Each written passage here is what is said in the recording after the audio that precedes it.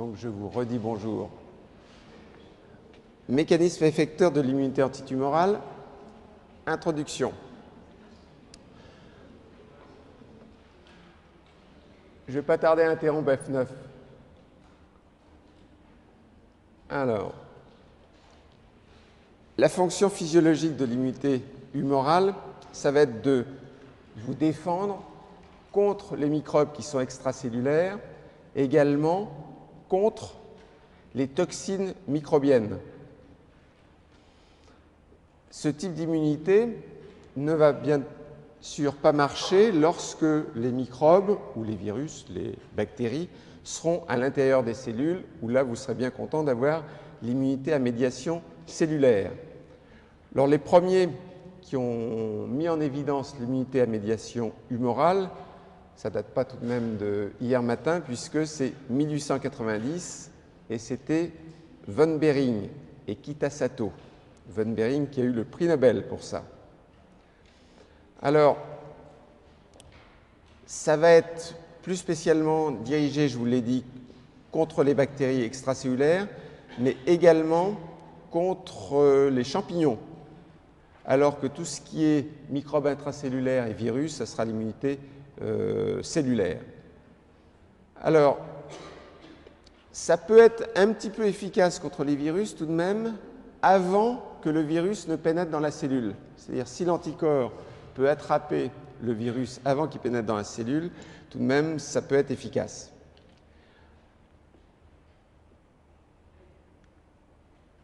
Si on regarde un petit peu de haut, si on fait une vue globale de l'immunité humorale, qu'est-ce que l'on voit? Première chose que vous voyez sur ce schéma, que vous allez revoir plusieurs fois, c'est qu'il y a beaucoup de mécanismes effecteurs de l'immunité humorale. Premier mécanisme, vous pouvez ici neutraliser les microbes et les toxines, les microbes y compris les virus, avant qu'ils pénètrent dans la cellule. Vous les neutralisez ici, l'anticorps capture le microbe, bactérie, virus, ce que vous voulez. Second mécanisme, et on va revoir tout ça doucement, grâce aux anticorps, c'est les mécanismes d'opsonisation et de phagocytose des microbes. Voilà l'opsonisation qui se passe, et le phagocyte, il a attrapé le microbe grâce à un anticorps qui s'est lié au récepteur FC pour les immunoglobulines. Autre chose, je viens de vous le montrer tout de suite, c'était la cytotoxicité cellulaire dépendante des anticorps. Ici, c'est une cellule NK que vous reconnaissez, elle est en bleu. Elle est capable de faire une cytotoxicité cellulaire dépendante d'anticorps, ce qui va effectivement tuer la cellule cible. Ce que vous ne connaissez pas encore, on va passer pas mal de temps dessus, c'est que les microbes peuvent être phagocytés grâce au système du complément. Hop. Donc ici, vous avez un microbe qui a fixé sur sa surface une toute petite chose que vous voyez ici, qui est une protéine du complément, et en fait, ça permet au microbe d'être attrapé par le phagocyte. On verra ça tout en détail, plus en détail. Et ici, ce qui apparaît, c'est aussi un mécanisme qui est dépendant d'anticorps qui permet la dégranulation des mastocytes. Donc, le message global, c'est que grâce aux anticorps, il y a beaucoup de moyens d'être efficaces.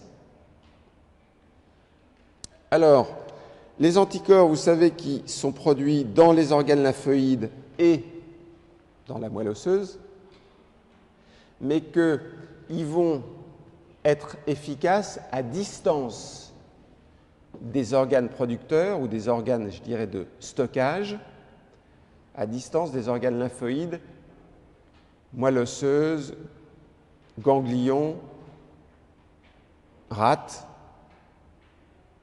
Donc, ils vont être transportés ailleurs, ils vont être y compris transportés, ce qui est extrêmement intéressant, au niveau du placenta et chez le fœtus. Vous avez vu que ce matin, il y a une grossesse de 8 bébés en même temps, il y avait des commentaires sur la radio en disant que ce n'était pas tout de même quelque chose qui fait rêver.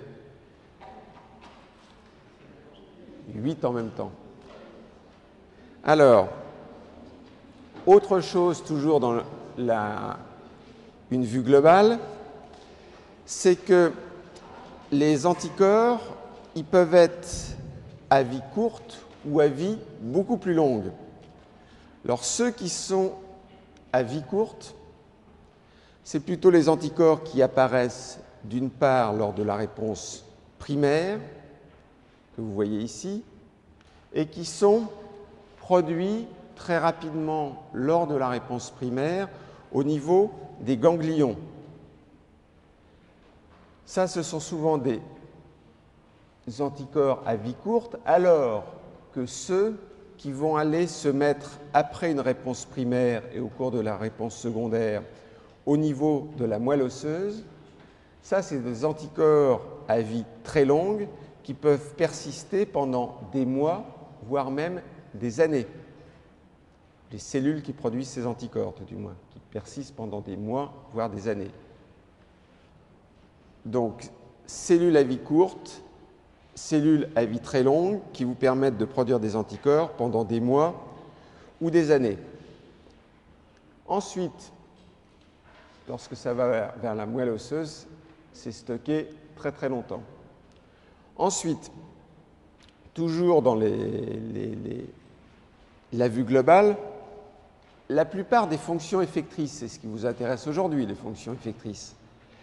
La plupart des fonctions effectrices sont dues en fait aux régions constantes effectrices, aux régions constantes des immunoglobulines.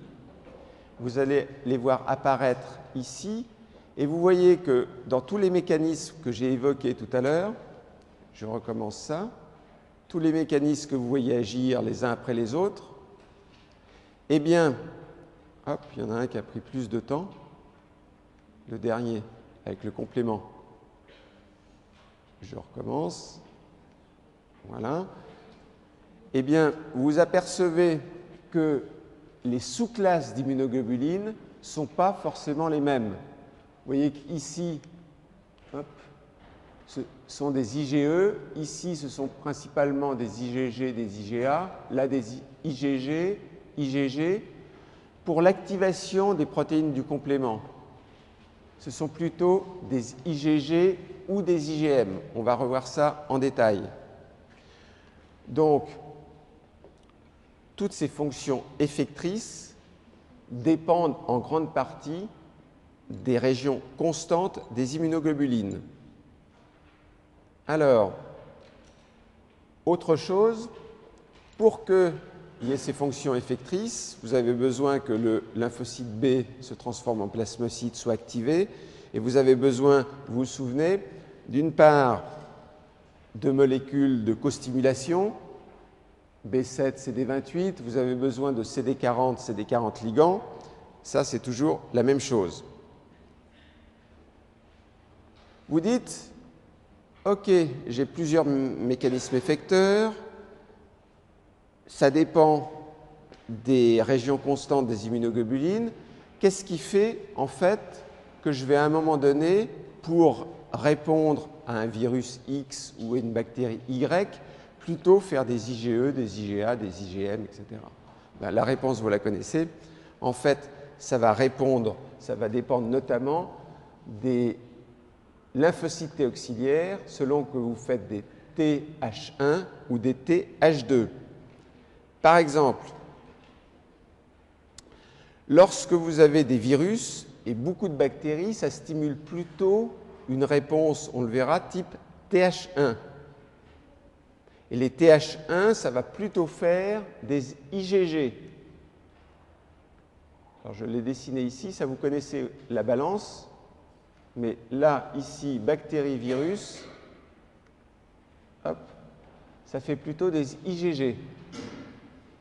Par contre, si vous avez dans la balance plutôt des parasites, ça va induire plutôt une réponse TH2, et dans ces cas-là, vous faites plutôt des IgE. J'aime bien ça. Voilà. D'accord? Alors, bien évidemment, si le type de sous-classe d'immunoglobulines que vous faites est variable, il y a une chose qui est aussi importante, ça va être bien entendu la spécificité des anticorps qui dépend des régions, non pas constantes, mais des régions variables des immunoglobulines. Mais ça, vous le savez. Alors, nous n'avions fait que des généralités. Je m'amuse avec ma balance, là.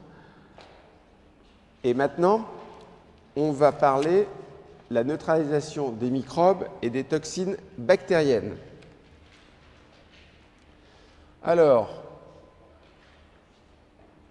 les anticorps contre les microbes et contre les toxines bactériennes, ça bloque notamment la liaison de ces microbes et de ces toxines aux récepteurs de surface pour ces microbes et pour ces toxines. On va le voir sur une figure ici. Alors, qu'est-ce que l'on voit là? On voit que sans anticorps, ici, le microbe, il va pouvoir pénétrer au niveau de la cellule épithéliale par un récepteur de surface. Ça donne une cellule épithéliale qui est infectée. La cellule d'un tissu, ici, c'est une cellule infectée. OK? Autre chose qui peut se passer ici, je suis toujours sans anticorps, voilà une cellule infectée d'un tissu. Elle peut libérer le microbe lorsqu'elle meurt, qui va aller propager l'infection à une autre cellule adjacente. Ça, c'est sans anticorps. Avec anticorps, la vie va mieux. L'anticorps, il va bloquer la liaison du microbe et il va bloquer l'infection de la cellule, ici, avant même éventuellement que le microbe pénètre, et il va bloquer le passage de l'infection d'une cellule à une autre.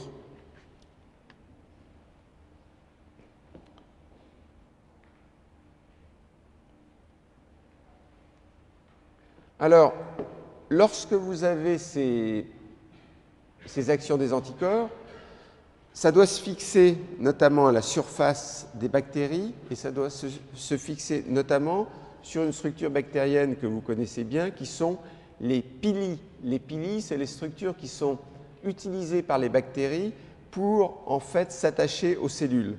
Donc si vous faites des anticorps contre les pili, ça c'est bien. Ça marche pour les bactéries, ça marche pour les virus aussi, ça marche également pour les toxines. Vous prenez la toxine tétanique. Lorsque vous êtes vacciné contre le tétanos, vous aurez des anticorps qui vont bloquer la toxine tétanique avant qu'elle vienne se mettre sur son récepteur. Alors, la plupart d'ailleurs des vaccinations, ça va marcher comme ça va induire une protection grâce à la formation d'anticorps, et plus ces anticorps sont de forte affinité, mieux ça vaut. Et pour avoir des anticorps de forte affinité, il faut faire souvent des rappels. Alors, neutralisation des toxines par les anticorps, c'est exactement ce qu'on vient de dire. Vous avez des récepteurs de surface non seulement pour les bactéries, mais également pour les toxines. Et la toxine ici, ce que vous allez faire, vous, c'est que vous allez bloquer la toxine avant qu'elle ait un effet pathogène. Donc voilà ici l'anticorps qui va bloquer la toxine pour que la cellule ne soit pas touchée. Donc sans anticorps, la vie ne se passe pas bien. Grâce aux anticorps, la vie est plus belle.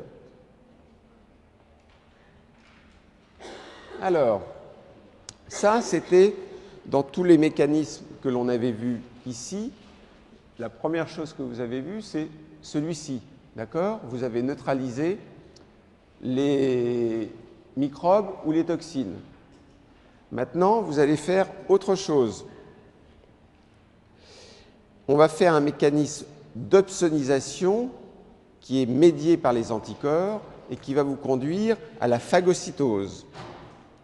Alors, les anticorps qui font l'opsonisation, on le voyait tout à l'heure, ça va être ce mécanisme-là dont on va parler.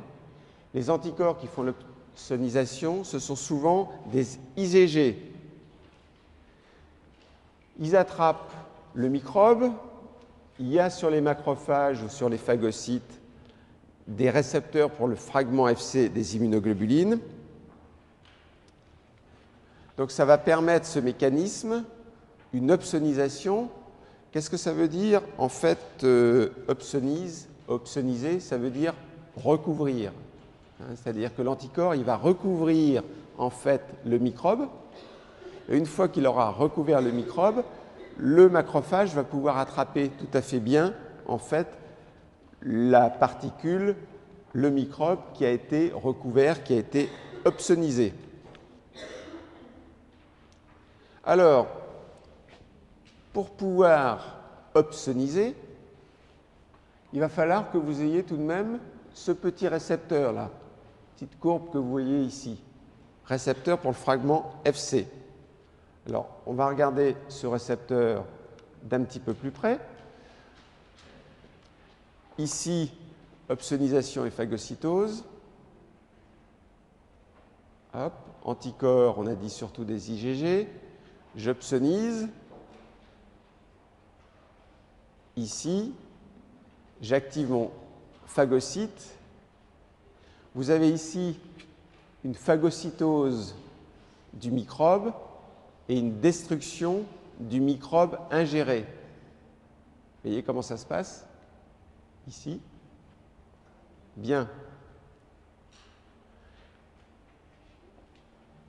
Je vais revenir sur ce point-là, mais la phagocytose et l'opsonisation, le fait que je vais recouvrir en fait mon microbe pour pouvoir ensuite le phagocyter, ça peut se faire pas uniquement, comme vous l'avez vu ici, avec des anticorps, mais je peux aussi opsoniser avec des protéines du complément pour également attraper, grâce à un récepteur pour une protéine du complément, pour attraper en fait le microbe et aussi le phagocyter. Pour faire cette phagocytose, ce que je disais, c'est que j'avais besoin ici de récepteurs. Ici, j'en ai également un. On va d'abord parler du récepteur Fc qui est sur les leucocytes et la phagocytose. Alors, un premier récepteur qui est important, c'est le récepteur, celui-ci, le récepteur pour le fragment Fc des immunoglobulines, et en particulier le récepteur pour le fragment Fc des IgG1 ou des IgG3. Alors, ce récepteur pour le fragment Fc des IgG1 et des IgG3, le voici, le voilà. Fc gamma R1. Gamma, c'est pour IgG. C'est un récepteur pour les IgG. Alors, vous voyez plusieurs choses sur ce schéma. C'est que ce récepteur qui a une première chaîne ici, il a également besoin de deux autres chaînes ici qui sont des chaînes qu'on appelle gamma, alors que celle-ci s'appelle alpha. Ça, c'est le récepteur pour le fragment Fc, donc des IgG1 et des IgG3. Et que, comme d'habitude, mais ça vous connaissez, pourquoi j'ai besoin des chaînes gamma? C'est parce que ici, j'aurais besoin de transduire le signal pour dire que le macrophage il va devoir avaler en fait le microbe qui a été recouvert, opsonisé par une IgG. Et pour transduire le signal, j'ai besoin ici de motifs ITAM qui sont des motifs d'activation.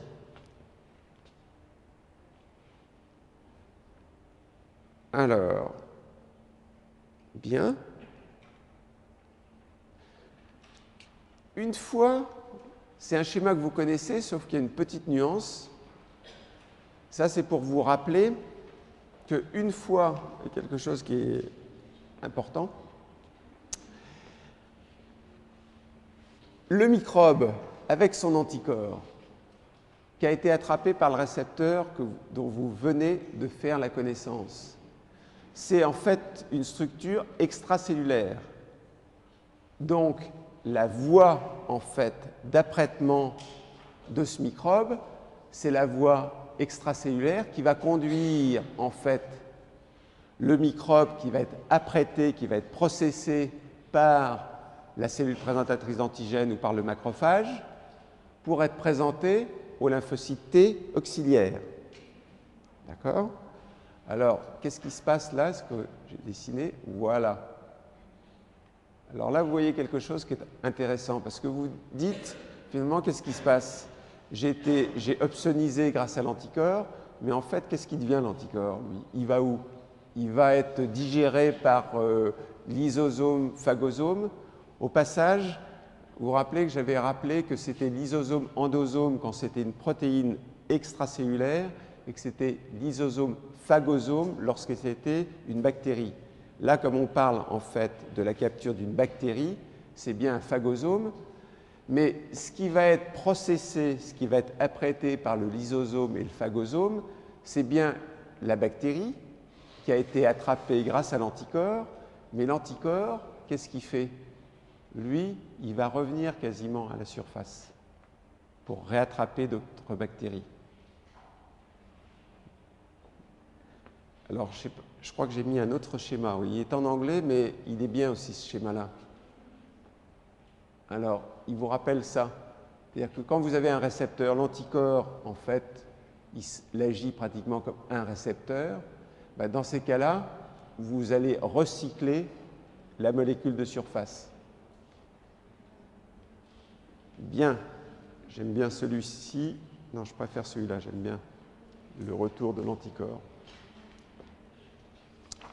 Alors, lorsque vous avez en fait fait tout ce travail, vous allez pouvoir, à l'intérieur de la cellule qui a capturé en fait l'anticorps qui avait recouvert la bactérie, vous allez pouvoir, grâce au motif ITAM, faire la transduction du signal. Alors, qu'est-ce qui va se passer? Ce qui va se passer, vous aviez votre récepteur pour le fragment FC. Cette fois-ci, il est là, le récepteur pour le fragment FC. Vous avez ici vos motifs ITAM avec vos chaînes gamma. Vous allez pouvoir transduire le signal. Et une fois que vous aurez avalé quelque part, voilà, l'anticorps avec la bactérie, vous avez enrobé le microbe. Qu'est-ce qui se passe? Le microbe est ingéré par phagocytome et lysosome. Bien. Il y a une activation du phagocyte.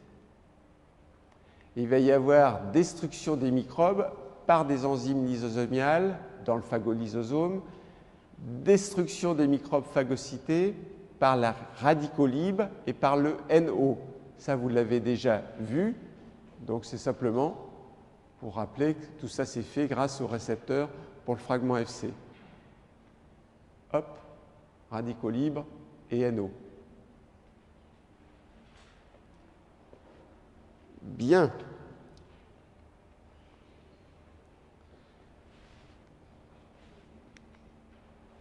Cette action-là, l'action que vous avez vue là, le fait que le macrophage, la cellule présentatrice, elle va être capable de détruire le microbe.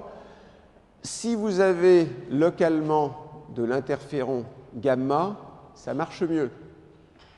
L'interféron gamma, vous le voyez ici, il est produit par des cellules NK, par des cellules TH1. C'est vraiment une des cytokines caractéristiques des TH1. C'est produit également par les cellules TCD8. Mais si vous avez de l'interféron gamma, ce qui m'intéresse, c'est ce qui se passe ici. Notamment, ça peut activer l'interféron gamma, ça peut activer notamment les macrophages. Les macrophages ici, ça les active avec l'interféron gamma. Ça aide. Hop. Donc, vous le voyez ici, mon macrophage, il reçoit ici de l'interféron gamma, ça va aller beaucoup plus vite pour que ici, il y ait l'opsonisation. Ça va? Vous voyez au passage pourquoi? Il faut être subtil, il faut le regarder rapidement parce que ça va se passer, vous allez voir ici. Qu'est-ce que fait l'interféron gamma? Il y a beaucoup plus de récepteurs pour le fragment Fc qui vont apparaître, ce qui fait que l'optimisation va être plus efficace. Ça va?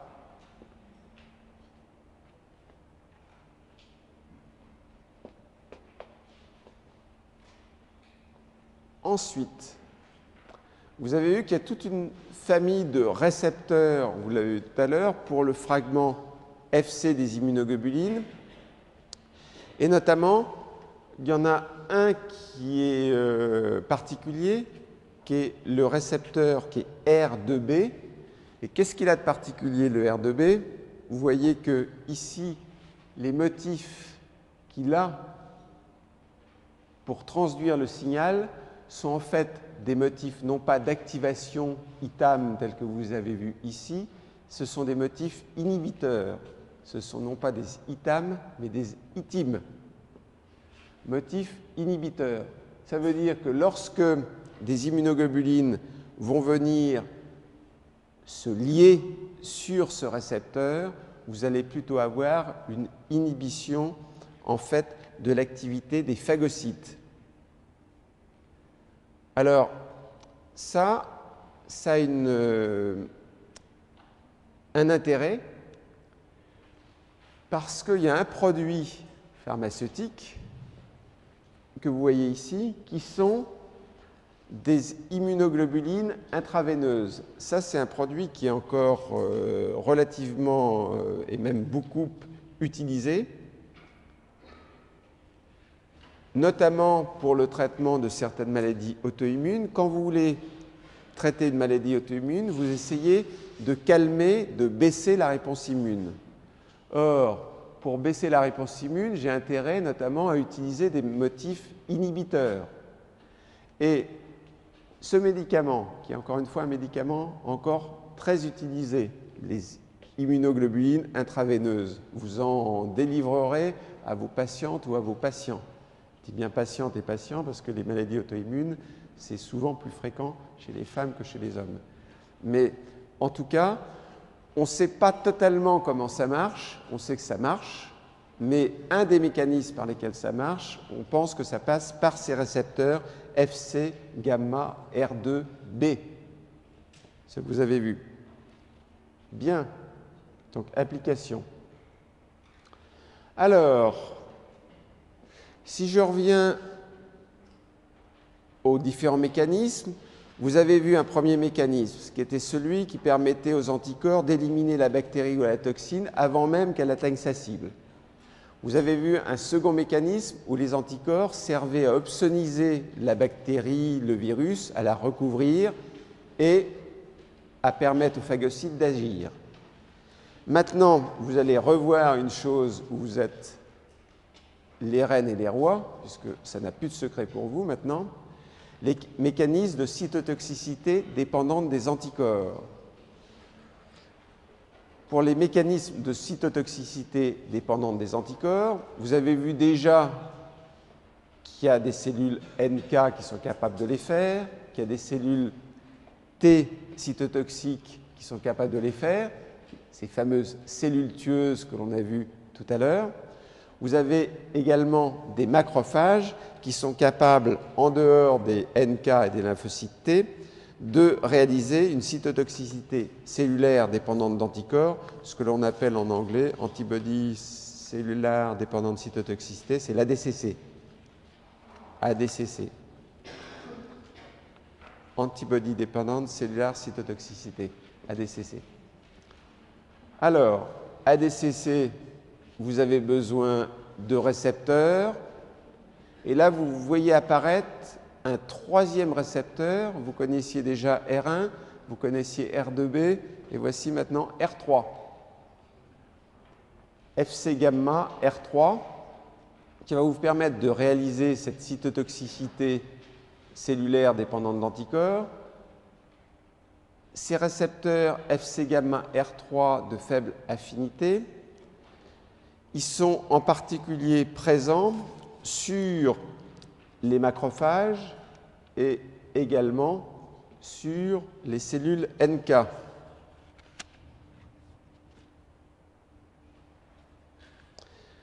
Alors, récepteurs de faible affinité, et c'est des récepteurs qui ne sont capables de lier que les anticorps lorsqu'ils sont groupés. Si l'anticorps est libre, il n'y a pratiquement pas de liaison. Et c'est lorsque simplement l'anticorps est groupé, alors pour être groupé, ça va mieux lorsqu'il a attrapé différentes antigènes cibles sur la cellule cible, différents antigènes de surface. Tiens, il y a 2 C à surface. Correction qu'il faut que je fasse. Non, il n'y a pas 2 C à surface. Mais là, j'en ai mis 2. Donc, je corrigerai. Comment je vais me souvenir de ça? Il faut que je m'en souvienne. Bien. Alors, tout ça se fait grâce à Fc gamma R3b. J'ai beau revoir les diapos 25 fois, de temps en temps, il passe toujours une petite erreur. Bien. Le voilà, RC Fc gamma R3b. Bien. Maintenant, je sais faire une chose de plus, c'est la cytotoxicité dépendante d'anticorps. Ça, OK. Destruction des cellules qui sont recouvertes d'anticorps. Ça, je sais faire. Maintenant, une autre action dont je n'ai pas encore parlé, qui est un petit peu particulière, toujours grâce aux anticorps, c'est l'élimination des helminths qui est médiée par les anticorps. Alors,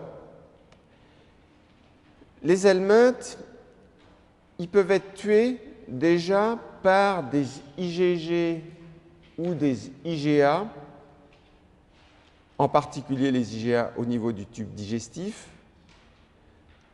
IgG et IgA, on va les voir apparaître.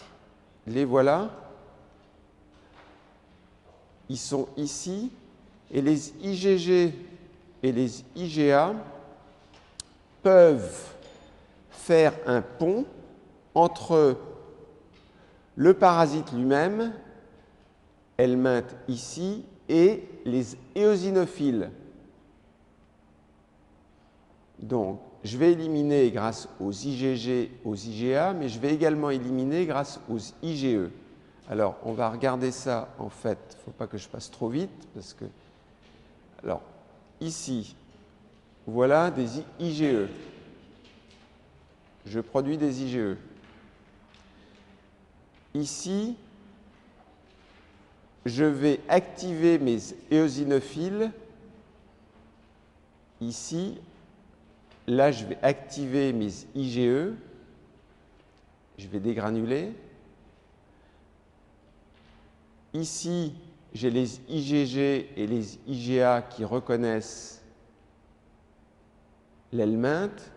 Et finalement, IgG et IgA, dégranulation des éosinophiles, dégranulation des mastocytes. À la fin, ça veut dire que votre helminth, votre ver, tout de même, vous allez parvenir à l'éliminer. Donc ici, 3 messages. J'ai besoin d'IgG, d'IgA et d'IgE. J'ai besoin de dégranuler des éosinophiles. Ce qui m'aide pour dégranuler les éosinophiles, c'est l'IL5. Et j'ai besoin de dégranuler des mastocytes grâce aux IgE. Et là, ce qui m'aide, c'est l'IL4. IL5 et IL4, c'est produit essentiellement par les lymphocytes Th2. Donc, on retrouve la notion que pour les parasites, ce que je vous avais dit tout à l'heure, ce qui marche le mieux, en fait, ce sont les Th2. J'ai une deuxième correction à faire, c'est-à-dire quand j'anime mon schéma ici, je dois faire arriver tout de suite les IgG et les IgA, alors que là, ils arrivent un peu tard.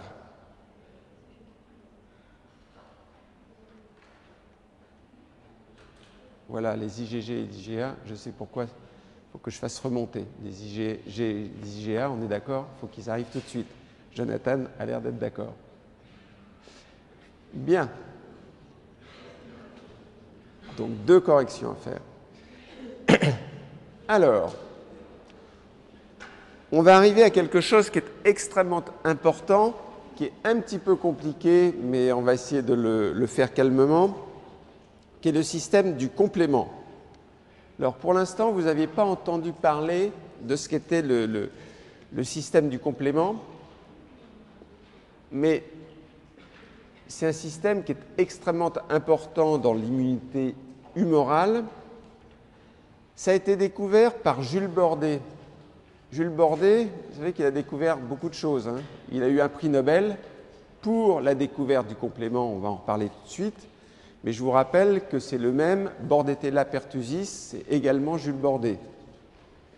Donc, qu'est-ce qu'il avait remarqué, Jules Bordet? C'est que pour qu'il y ait une action antibactérienne des anticorps, ça marchait bien lorsque le sérum qui contenait les anticorps, en fait, était maintenu à température ambiante. Par contre, lorsqu'il chauffait les sérums, l'activité antimicrobienne des anticorps ne marchait plus. Alors ça, c'était bizarre parce que les anticorps, c'est extrêmement stable à la chaleur.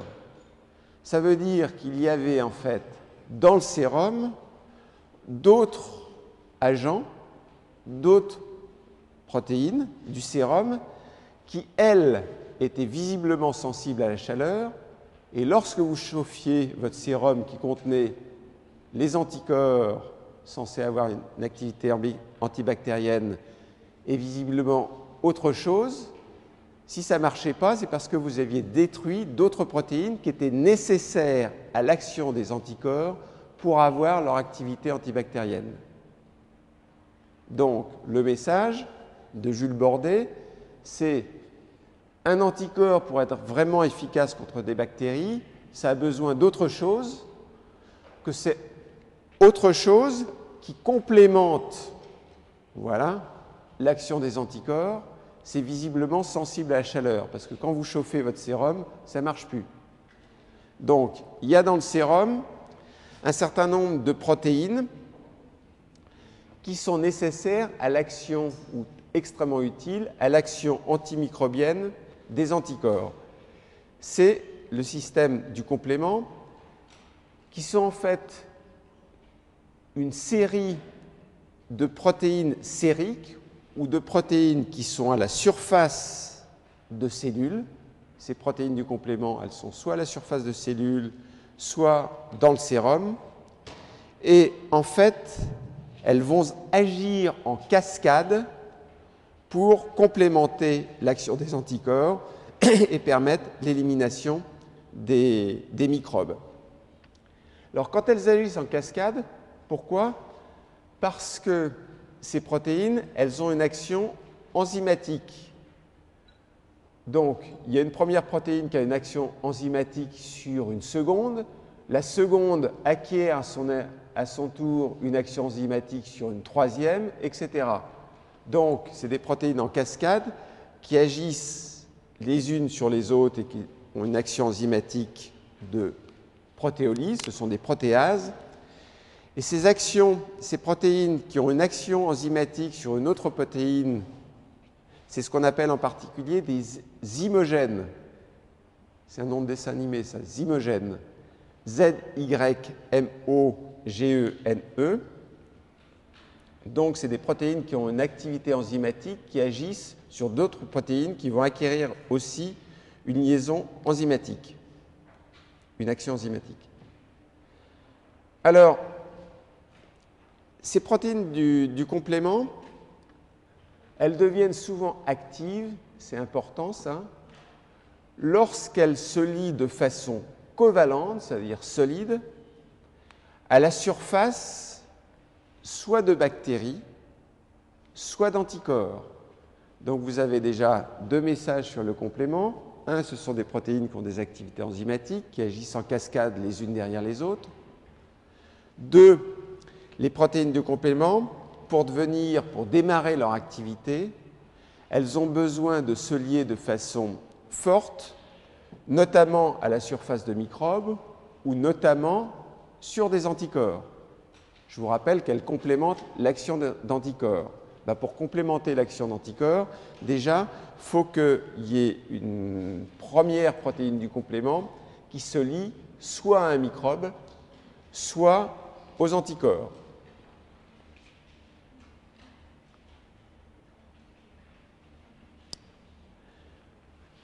Autre chose, on va en parler, c'est que ces protéines du complément, c'est une action en cascade. La cascade, ça va être utile parce que ça va vous permettre d'éliminer le microbe, mais il faut à un moment donné que ce système du complément s'arrête. Si la cascade s'emballe, c'est un petit peu embêtant. Vous allez avoir des lésions autres que l'élimination du microbe. Donc, dans le système du complément, il y a aussi tout un système d'inhibition des protéines du complément et de régulation de ces cascades d'activation des protéines du complément. Donc là, pour l'instant, nous n'en étions qu'aux généralités sur le système du complément. Jules Bordet, prix Nobel pour ça en 1919.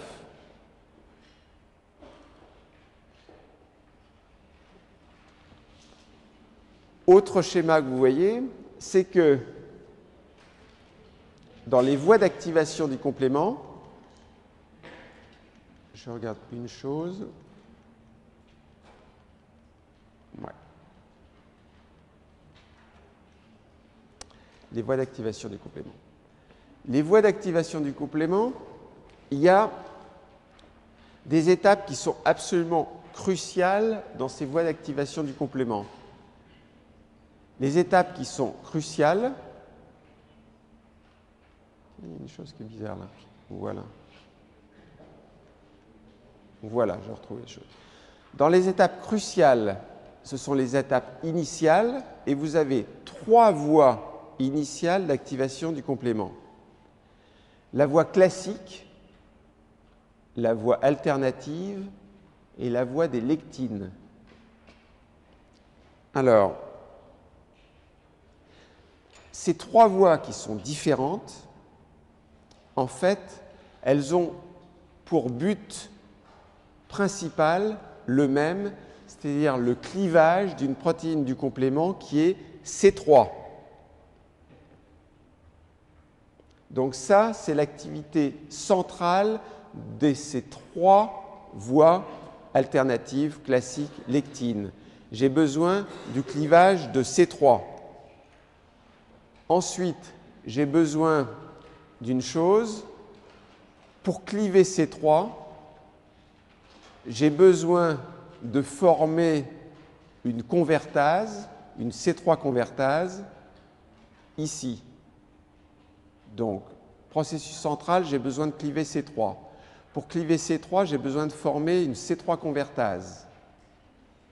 Et une fois que j'aurai formé cette C3 convertase qui va me permettre de cliver C3, j'aurai besoin de faire quelque chose d'important, c'est de former cette fois-ci une autre convertase qui est C5.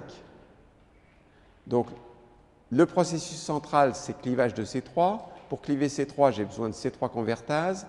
Et une fois que j'aurai clivé C3, je vais faire une autre chose importante qui va être la formation de C5 convertase. Et une fois que j'aurai formé C5 convertase, j'aurai C5. Et à ce moment-là, les 3 voies vont se rejoindre et les étapes finales de l'activation du complément, ça sera les mêmes. Mais au départ, ce ne sont pas les mêmes.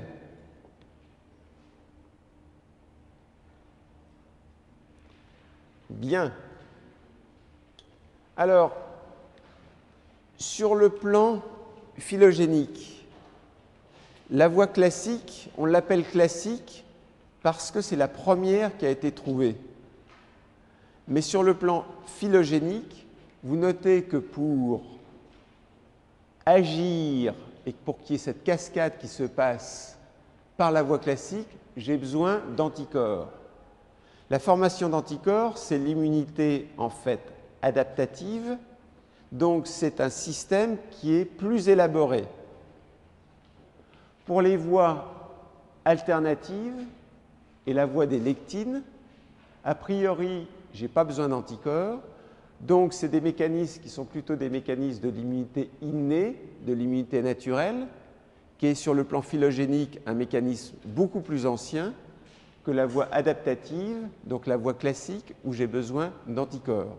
Donc classique, c'est pas parce que c'est la plus ancienne, hein, c'est pas quand les lettres classiques, les lettres modernes, c'est pas parce que c'est classique que c'est ancien. Au contraire, la voie classique, c'est la première qui a été trouvée, mais c'est en fait un système d'activation qui est beaucoup plus élaboré. Lorsque je vais en fait activer cette voie du complément, vous voyez qu'il y a des cascades qui se font avec cette voie du complément, et à chaque fois qu'un enzyme va agir sur une autre protéine qui est en aval, à chaque fois je vais avoir ici par exemple, je vais faire un clivage de C3, je vais commencer ici. Lorsque je fais un clivage de C3, ici, j'obtiens deux protéines différentes, C3b et C3a. D'accord ? Ici, lorsque je vais cliver C4, je vais avoir C4b et C4a.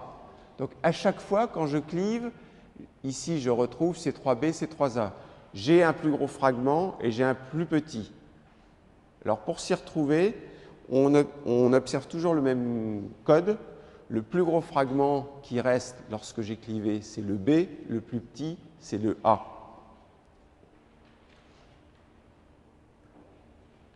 Alors, ces protéines du complément, elles sont importantes à tout moment. Par exemple, je vous avais parlé tout à l'heure que pour opsoniser, pour recouvrir un microbe et faire la phagocytose, vous vous souvenez que je vous avais dit qu'il y avait deux choses. Il y avait l'anticorps ici, mais il y avait aussi un petit fragment ici, C3b, d'une protéine du complément. Vous le retrouvez ici. Bien. Alors, voie alternative. La première que l'on va étudier, c'est donc cette voie-ci. La voie alternative d'activation du complément. Alors, pour que cette voie démarre, en fait, il faut qu'à la surface du microbe, ici, il y ait une protéine qui se lie de façon covalente à la surface du microbe, c'est la protéine C3b. Donc, ce qui se passe, c'est que vous avez assez naturellement un clivage de C3, et lorsque vous avez ce clivage de C3, le C3b va venir se lier de façon covalente sur le microbe.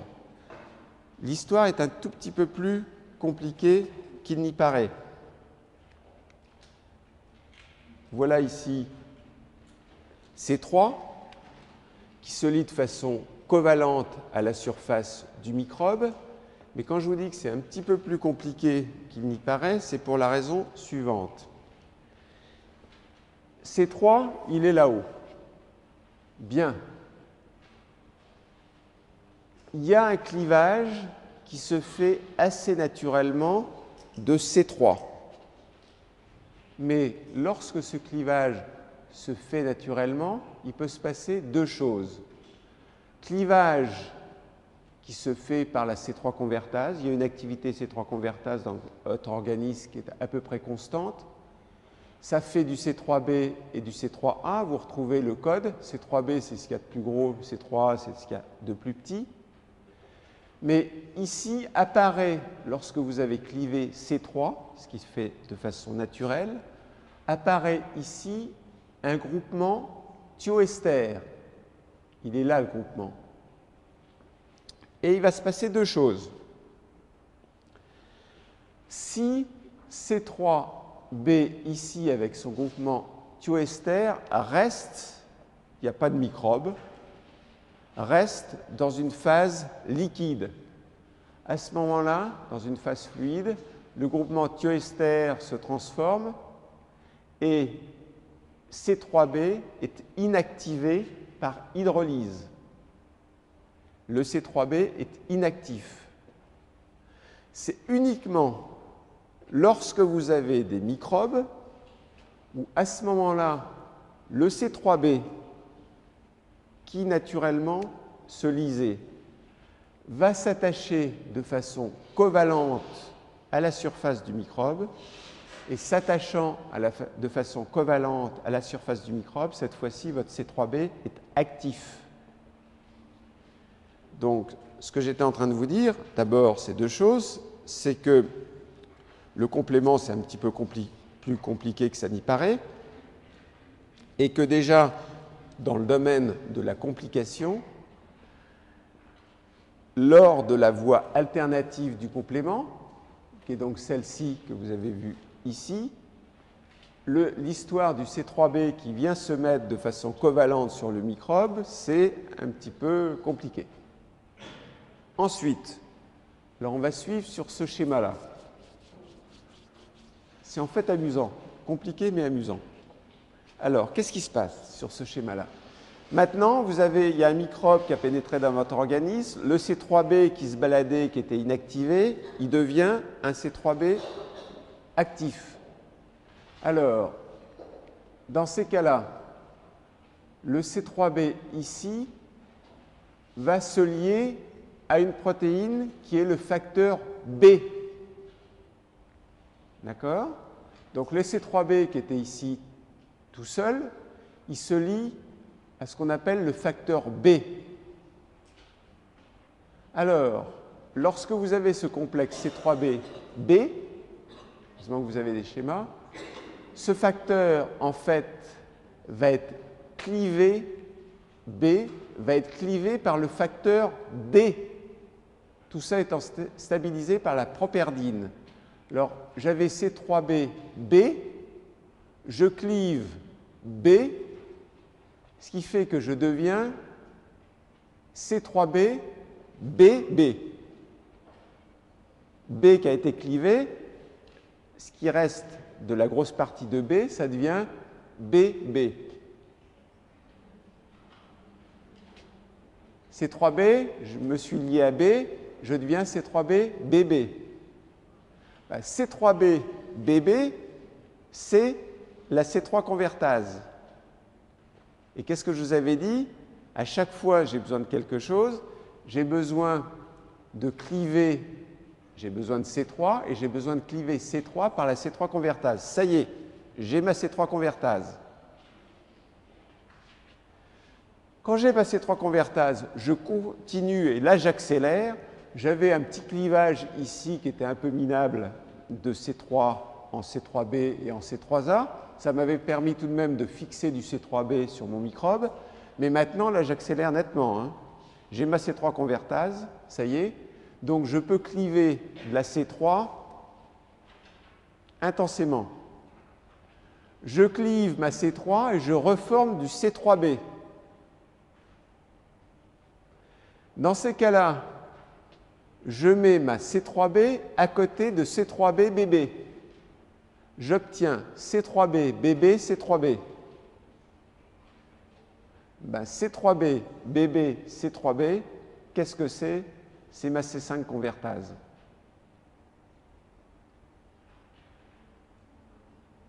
Sans schéma, vous n'en sortez pas là. Hein. Avec schéma, ça va tout seul. Une fois que vous avez vu le schéma et bien compris le schéma, ça y est, c'est retenu.